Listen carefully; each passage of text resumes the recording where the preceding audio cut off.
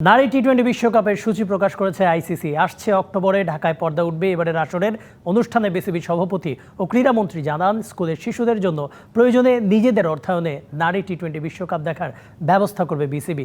দেশের মাটিতে অনুষ্ঠেয় বিশ্বকাপ স্মরণীয় করে রাখতে চান বাংলাদেশের অধিনায়ক জ্যোতি।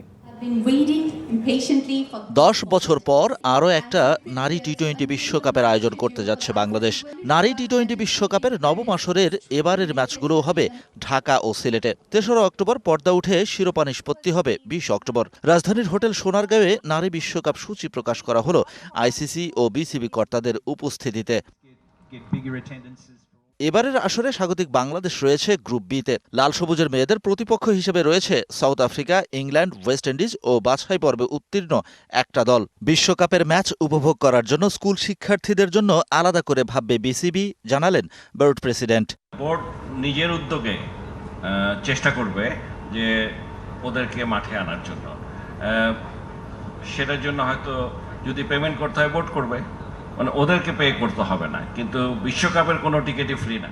নারী টি-20 বিশ্বকাপের বি গ্রুপে রয়েছে দুই চির প্রতিদ্বন্দ্বী ভারত ও পাকিস্তান।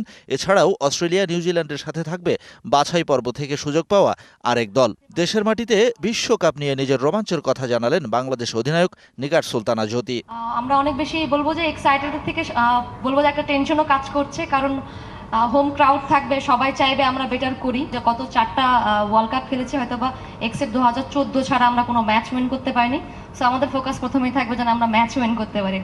নারী টি-20 বিশ্বকাপের সূচি প্রকাশ অনুষ্ঠানে সিলেট থেকে উড়িয়ে আনা হয় বাংলাদেশ অধিনায়ক নিগার সুলতানা জ্যোতি ও ভারতের অধিনায়ক হারমানপ্রীত কৌরকে। অনুষ্ঠানের প্রশ্নোত্তর পর্বে ভারতীয় অধিনায়ককে কোনো প্রশ্ন করতে দেখা যায়নি গণমাধ্যম কর্মীদের। Shahan Papon, DBC news, Dhaka.